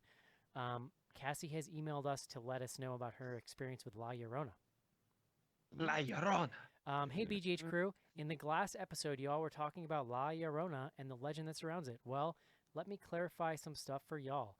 It's a legend that was told to us as children that if we didn't behave, La Llorona would come and drown us and lie to tell God we were her children. And lie, she would basically tell God that we were her children's souls so that she could get into heaven. Why would she need to lie about that? Well, because she drowned her children and let them float away, then drowned herself. This is what they told us to get us to behave. That is a very complicated and sort so of mythos. I followed up with her because I'm like, I have to know more about this. And she said that basically her grandmother every night before bed would tell the kids basically, if you don't go to bed right now, La Llorona's going to get you and drown you. This is the problem with our parenting, Eric. We don't. Right. No, We I'm need a La actually, Llorona. I'm way into this actually. I don't know if that's that sounds like cultural appropriation, John. Maybe we can come up with the white version of La Llorona. Yeah. It's just Tiny Tim. My Sharona. It's just Tiny Tim. It's tiny. Just I'll be show her, honest, just me show and her the Uncle video. Dribbling Matt. Show her the video. If you don't go to bed right now, this guy's coming in your room later to sing you a song. around like the holidays, Mia fears Krampus like there's fucking no tomorrow. Oh, that's like, great. Yeah, but what do you do the rest of the year? Like, oh, sorry, I guess you're free from Krampus right now. Just every once in a while, like around July, we'll bust it out and be like, Krampus is still out there, right? They haven't caught him yet. He's watching. He's still very much at large. You know he's out there, right? Like, just so you know. I mean, if you can't torture your kids, what's the point of having? That like legit is like child abuse. You're like mentally fucking with your kids. I mean, no more child How's abuse. it any different than Elf on a Shelf? That's Like, exactly what I was gonna say. It's literally the same psychological technique. No, sorry, I'm referring back to La Llorona. Oh. Well, I was saying, like, remember we got from a listener, we got those Krampus bells. Yes. Like literally, like Mia's terrified when we find it to hang it up on the tree. Like she doesn't want it in the house. here's the thing, John. Though, if you're like I would bet dollars to donuts that her grandmother was probably fucking with them, but probably really believed in it. Would be my guess based on the story. Yes, I don't know. La Llorona. Yeah. I don't know if I want to see this movie now. So like kids drowning and whatnot. So yeah, thank you to Kyle and Cassie, both first-time writers into the show. Always like seeing new people get into the mix, John. So thank you guys. Who's got the tweets? I got tweets. We got one BGH classic. It's from our buddy Skylar at Skizbot. And this is, oh wait, he does not, oh no, it's an air quote, sorry. So air quote here. Randy Quaid can pretty much take a life lesson from anyone that doesn't pee their pants on a daily basis. What was I talking about? You're talking about Randy Quaid, and Oh, it what- must have been when he was like off the grid. Remember No. when he? Like, What? I think Oh, that's still a thing, right? Yeah, it no, might wait. be. Oh, Randy's the crazy one? Yes. Yeah. Oh, okay, yeah, never Sorry. mind. I don't have any idea what we're talking about then. Yeah. So that's episode 107, Wolfman. Huh. I don't know. Wolfman. What the We were fuck is- down a Randy Quaid What the rabbit hell hole is on that what episode. the of hell is Hangman. Wolfman? Again, Wait a So second. yeah, Randy Quaid. Hold on. What is Wolfman? it was The with Wolfman. Anthony Hopkins. Yeah, Benicio del Toro. Yeah. Yeah. Okay, I didn't see that movie, so apparently I don't literally ever remember watching a show on that. That's You insane. didn't miss much. Yeah, we went to the theater for it. Yeah. No. It was one of my first episodes, I think. It was one of my first like theater visits. 2010. Yeah, holy shit. I would have thought that movie was way older than that. Crazy Town. There we are. Okay. Yeah, I All did right. not see this. Butterfly. Over to Ask BGH, where we got a couple here tonight. The first one comes to us from Aaron Sarkeesian. That's at Fat Duck. And this is a visual one, which I guess I can send to y'all. He says, help, what do I do now? And as you will see, there's a picture of some cereal. And then there's a picture of what I believe is a kitchen that is under construction. And Oh, no. he's very confused. He's very confused I about bet what he should Joe do. has some suggestions. Yeah. So I didn't realize it was an Ask BGH because he sent it over the weekend, and I already We gave my should- suggestions. What was your suggestion? Well, you go to a gas station and you dump that In their- you in their dump that toilet. cereal down a gas station toilet. I feel like the whole post there's there's pre-toilet cereal discussion on Slack and post. Like there's two different Yeah. eras. That's like before Jesus and after Jesus. And like Mhm. now almost every day there's just a discussion about we're all just outing each other about our weird peccadillos, like weird things that we do, or just like, oh, I've always done this thing my whole life and didn't know it was weird. And then everybody's like, dude, that's the weirdest fucking thing I've ever heard. And it's like every conversation we have now. And it's just It like was the sorting utensils when you put them into a dishwasher, I think was the Yes. last big one, yeah. which is just fucking insanity. And It's the kind of and- thing like Mark Summers would do. Yeah. Yeah. Although I brought this up to Leslie, and apparently sometimes she does, sometimes she doesn't, which I'm just like, I don't know So what to do with I that. missed the beginning of that one. What was Yeah. the thing that people? In other were words, like, so unsure? you're loading your dishwasher, right? Yes. And let's say there's yes, four. Let's say there's four little compartments for silverware. Yes. These people, some of them on Slack were insisting that the correct way to do it is to then like, okay, all the spoons go here, all the forks go here, all Oh, the yeah, knives no. go here. Yeah. That's Let's crazy just call them talk. Trump supporters. But No. The point is that you have to do the sorting on one end or the other. So why do it Yeah. with dirty silverware? Why not wait till it's clean? yeah, Because Like it you- makes it like like a 2-second operation to put them away when it's done, because you don't have to sort But them it's a back out. 2-second operation when you're taking them out. But meanwhile, you're going through like a dirty, disgusting sink where all your, dirty utensils are, and then you're sorting them. Listen, Like, can I hold tell on, you, hold on. I there respect my hands more. there than have that. been more fights in my household about my dishwasher technique than maybe anything So, else. all right, here's what I would say. I am very particular about the dishwasher and how it gets loaded, except the silverware. Yeah. I actually And do not. this goes- I don't care that much about silverware, but like if you put the bowls in funky, I get very upset. Like when our moms come to visit, they inevitably like do something in a not efficient way. I mean, we also have like a small dishwasher. It's just a pain in the ass, and it just drives me crazy. I'm gonna You know tell what the you good what, thing about Schnars. not caring about how you load your dishwasher, John? You're only going to get to do it like once or twice before you're taken off of dishwasher duty. Yeah, no, that's happened to me. Yeah, Yeah. happened to me. Yeah. And then I don't have to do it for like 2 weeks because I'm too stupid to do it. Yeah, my wife and I are in strong agreement about how the dishwasher gets, loaded. So we actually we have Joe's each like other's back. Joe's like doing it bad on purpose. Just like, you mean the cups Yeah, don't go on the bottom? Absolutely. Yeah, I will put like a dish towel like in the middle of the dryer rack. It's like, well, isn't this how you do it? nodded. Oh, so I'm looking at this Aaron tweet about the cereal. I think they're rocking the peanut butter and chocolate duo. Well, that was the It's other like- thing that really pissed me off because he sent this like midday, That's and I'm like, amazing. you got to grow the fuck up if you're eating like Reese's peanut Hold butter on, cups. wait, Like you don't know where he lives. Actually, You could be yeah, living, Here, somewhere here's Joe's time tweet. zone-wise. Here's Joe's tweet. Go find a gas station bathroom, then grow the fuck up because it's midday and you're eating children's cereal. That's awesome. I love that. I love that so much. That's customer service every day Yeah. here. Bloody good heart. We've repeatedly said in the show, Joe is literally the only person on the show that could get away responding to people like that, and they just love him more. It makes me happy. I don't know. We haven't heard from Aaron, so yeah. Hopefully everything's all right. All right, we got a couple It's like more it's here. like when you go to a Dick's Last Resort and you get all excited when they make fun of you. You know what I mean? It's just like it's part of the experience. No, he did reply and explain that the picture was taken the day before, and I little heart liked it, so I assume that clears everything up. That was an apology. You guys are good now. You're good. Oh my god. All right. Jeremy Burgess at JD Burge, JD_Burge. He says, "Okay, bear with me. This is a two-parter, so bear with him.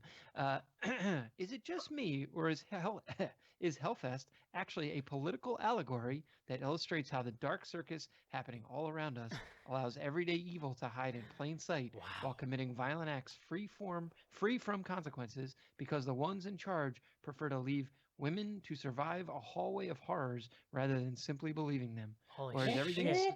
or is everything so bad right now that every decent horror movie feels like it rings true of real life?" Bro, my head right now is that Tim and Eric gif of just mind blown. Yeah, I think you're looking a little too deep in this, and I believe it's called the Dark Carnival, and I believe they're called Juggalos. Yeah, I'm going with the second half of JD Burge here's tweet. Everything is so bad right now that every decent horror movie feels like it rings true. Yeah. I mean, it's weird. Like, I am really getting to a point where I just have trouble with heavy stuff because I'm finding everyday reality so heavy. And maybe that's part of the reason why I just like am way into something like this because it's like I can get that. it's like a puff in the wind, John. There's no substance to it, and it's kind of exactly what I need right now.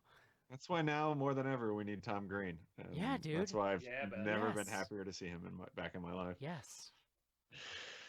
I'm not being dragged into Big Brother. Did you know last night he did like a coffee song, and Yes, it was it was the great. happiest Oh, 15 seconds I think I've had in months. I gotta catch up. Yeah, it's good. All right. Skylar asks, "What aging celebrity's inevitable death are you dreading most? I, for one, will be beyond heartbroken when John Williams shuffles off this mortal coil." I'm gonna say this, and Joe's gonna make fun of me, but I think I'm gonna be really bummed out when Neil Young dies. I'm Because strong agree. Actually, Neil on that Young one. is still making music, and it's still pretty good. It's actually kind of amazingly good for how old he is. Cece, I see your face. Come on, say it. I'm not saying anything. Go ahead. I understand. All right. Who's your person, Cece?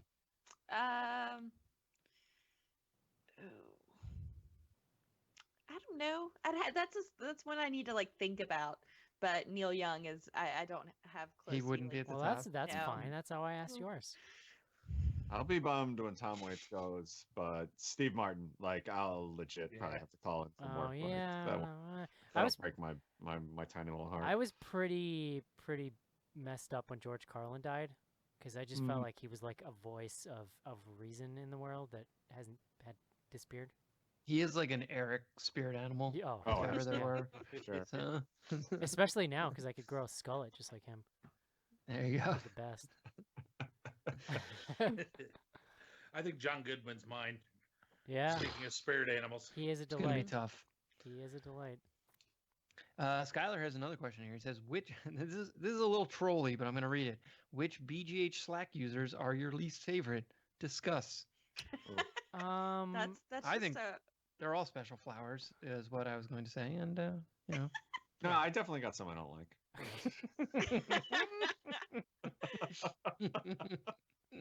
No comment. No. Yeah. Everyone, honestly, No. everyone that's on their delight, like that's what's nice about Slack is that like it's sort of a little filtered silo thing. So it's not the noise of Twitter. It's just a bunch of people who all like the same thing who hang out and just talk about flushing cereal down the toilet all day. It's Although amazing. sometimes it gets really like I would like to have all of my notifications cleared when I look into Slack, and that just like never happens. When you say because there's- notifications, you just mean like on the left it being highlighted? Yeah. Okay. Yeah, No, that I doesn't do happen. not get notifications every time somebody says something. Jesus. That doesn't happen. Joe, I heard that you and Mark, I left a bunch of channels recently, and I heard that you and Mark had a bet over to whether I did it on purpose or I was confused. Oh yeah, no. I just assumed that you didn't realize that you could just ignore those channels or something. Like, yeah. No, Joe, you're I the was curious because you went through this big period where you're like, I don't understand why you would ever leave a channel, and then all of a sudden you did like this mass exodus of a bunch of them. No, I get it now. I understand. I think what cracks me about you, Joe, is that you're like an abused wife because the channels you leave, you keep going back. Like you keep like Yeah. signing up, and then you get like mad 3 days later when somebody posts like a thing about football in the sports channel, and you're like, Joe, and it just says Joe left, and you're like, No. What? It's the sports Joe one left. really annoyed me. One, when people would post about wrestling because that's not a sport, and two, soccer because that's not a sport. Joe. Like, Ah, Jesus. football, I have no interest in, but I get how people get excited about that. So like, what Then you why really, are you even in the sports yeah, channel? you just named And like half the I sports. have no explanation for that. No, well, CC. he's I tried to literally- leave, and then he does get added back in against Yeah. as well. So, Like at a certain point, I'm assuming someone's going to talk about hockey or baseball, and then I'm going to be excited, but that has not happened. You can make your ridiculous faces all you goddamn want, CC. All right. I am. I'm glad you can see it. Are you guys all God. right, or I don't know. I miss Mark. Sorry. Too Anyway- late now. anyway, I'm just- Joe, the This is- the music channel never really discussed music that I was into. That's why I left that one. Yeah. Um, Well, that's like I agree. The music channel is tough because even like the people listening to metal, like there's so many different. It's you know, not real metal. No, it's like when you We- meet well- somebody at work and they're like, "What do you listen to?" I'm like, "Oh, it's that kind of metal." I'm like, "Oh, cool. I like Disturbed too." It's like, no. No, I mean it is interesting in that we all have like wildly different musical tastes, but it makes it a little hard to like come together and stuff like that. Exactly. Yeah, it turns into a bit of like a pissing match of who's more underground than There's the other. more metal. And then after that one day, Joe, when you pointed out how depressing my dinner was when I posted in the food channel, it occurred to me that like all my meals are depressing, and that kind of sent me into like an existential spiral. So I don't know about y'all, but we have a girls only channel, and I think What? that's pretty amazing. Yeah. Wow. is You're not there invited. is it I like didn't is it know like that is it either. like no boys with a Z? I think it is girls with a Z. I No- hope it no doesn't girls. reference boys Yeah, at It was all. created, I think, last Thursday when I was annihilated out of my mind at You're my very company drunk. party. Now wait a second, is this a private channel? I mean, it's not Right. private, but we prefer that girls only join it. Wait, is Uh, Joe still in it? That is No. sexist. He Oh, made I- it left. Created it. I felt like there was like a sanctity of that. No, good. Yeah, good work. Nice work, Joe. I assume it's all like playing dress up, calling boys, and having tickle fights. I don't know. No, with this crowd, honestly, it's probably Uh, doing witchy stuff. Well, Incantations. no, there's and- a witchy channel. also. There is a witchy channel. There's some we light- do talk about some witchy stuff. There's but some light there as is a witchy feather, channel. light as a feather, stiff as a board, that kind of thing. Oh, see, that should have been the title of the. Oh, It's good. Pretty channel. long. That would be long for a time, you know. All right, we got one more here from Ben at _troll2_. What do you think about Blumhouse taking over Universal Monsters universe? And then he says, on a side note, I read that M. Night self-funded Glass as well as Split and The Visit. Any thoughts on this? It's probably I mean, I guess it's probably why he was able to do whatever he wanted on. Yeah, Glass. well, I'm not clear on what self-funded means because, maybe he paid the entire production budget. Like, I'd be somewhat surprised. Well, in other words, maybe he just went out, got the investors himself, and then with the plan in place to sell it to Blumhouse when it's done. Yeah, I mean that's what would not Blumhouse surprise does. A me. lot of their stuff is just acquire things. Yeah, and from what I know about M. Night, like he's been shrewd. Like he's a shrewd business person. I think he's done pretty well for himself. I mean, he's made a bunch of successful movies, had us lull, but he didn't burn through all his money or anything. So it wouldn't shock me if that were true. I haven't read that though. It sounds interesting. Blumhouse and Universal Monsters. People were talking about it on Slack today, or maybe it was yesterday. But Lee Winnell is the first one's gonna be the Invisible Man. Yeah. Universal basically is just taking a do-over on all that stuff and be like, yeah, we kind of fucked this up. Yeah, it's funny so, though. I mean, their solution is to do what we keep telling literally everyone to do, which is bro, just give it to Blumhouse. Just stop fucking around. Yeah, I mean, if Universal obviously wasn't going to do it, so right now with who's churning out good horror movies, who else would you want it to be with? I'm just waiting any day now for the news that Platinum Dunes finally caved and sold the remake rights of Friday the 13th to Blumhouse. That's what I really not want. the Lee Winnell news is not. I'm not sitting here being yeah, John, can't wait for this. Jason, Got him. Jason Blum called him one of the most talented filmmakers I've ever worked with. Oh boy, did he really? He did, yeah. Okay. He was coming in hot with the praise. So it's a hot take. I mean, when you announce a deal like that, hot take. I mean, when you announce a deal like that, you don't announce it by being like, he's okay. Yeah. I mean, is he going to do all of them, or is he just doing Invisible Man? I feel like I think just Invisible Man. Yeah, I think just this one. Well, here's look, Blumhouse knows how to do these and not turn them into bloated messes, as you guys point out. I mean, if they give him 15 to 20 mil and he makes an interesting movie, so be it. All right, cool. Is he writing it too, Winnell? Or is he just directing? It's hard to say. Too many questions. I don't know. You know what? I'll go read about it. Who gives a shit? Whatever. I'm cautiously optimistic. Let me Google. Let me Google that for you. Yeah. All right. Thanks, guys. Thanks. Great. It's super helpful. Oh, John. Yeah. Eric. My sweet prince. No theatrical release again next week. It's been a very strange year. I feel like they moved a bunch of the stuff that we were expecting early in the year. Yeah. So here we are. Here we are indeed. All right. I think we're doing a Chainsaw or whatever the hell next week, right? Velvet Buzzsaw. Yes. I have no idea. I have no idea what that is, and I plan to go in completely cold. Oh, Eric, you are going to be in for a treat. You're gonna be so pissed. I can't wait. Awesome. Is there anything I should know? I guess is my question. To calibrate my senses a little bit. Did you see Nightcrawler? Yes, I enjoyed Nightcrawler very much. It's the director of Nightcrawler. Okay. All right. I think I can get that vibe going. Although, a lot of and this is inside baseball, but a lot of the TV stuff in that movie was hilariously inaccurate, but understandable from a screenwriting point of view, I guess. All right. Actually. Whatever, Joe. You had plenty of opinions on the CD-ROM usage in Lawnmower Man, okay? Hey. Jesus Christ. Joe, we want to end on a high note this week, so we have a very special, super mega huge announcement that we want to drop right now. There's a BGH dodgeball team.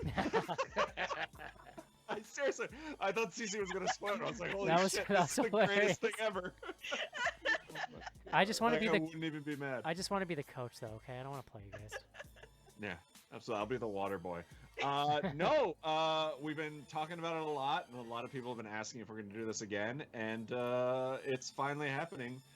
Saturday, September 21st, we are going to do another BGH meetup in the fine city that I've spent most of this episode saying how great it is, Chicago, Illinois, or potentially just on the outskirts, so don't go booking your hotels just yet. But yeah, mark the calendars. September 21st. Things are happening. For More some details reason, to I come. thought we weren't going to give the date yet, but there it is. No. But yeah, so we don't know what we're doing yet. It's in the works. We're sort of in like the early planning stages, and we have some cool things going on. But it'll be the first time that we do this since the BGH 10 year when we screened Reanimator. To be fair, Eric, if you look at the Google chat that we had, we weren't going to announce it at all, but that's... Here we are. But no, I think we wanted to get it out there so folks know that, that's the weekend, and if you want to start looking into travel and that sort of thing, we want anybody who can make it, like, come and hang out with us and have some fun, some drinks, and then when you hear me complain on the show for weeks about still being hungover, you can be like, I was there. I was doing that. Yeah, I helped him get hungover. So there you go. So yeah, big news. info@bloodygoodhorror.com. Check us out on Slack and patreon.com/bloodygoodhorror. You can also get back episodes of the show, some other fun stuff, and access to all the BGH spin-offs, John Schnars. Good times. Get it. Get her done. All right, guys. It's going to do it for Bloody Good Horror. Hope you enjoyed the show. We'll talk to you next week. See you. Bye. Goodbye, everybody.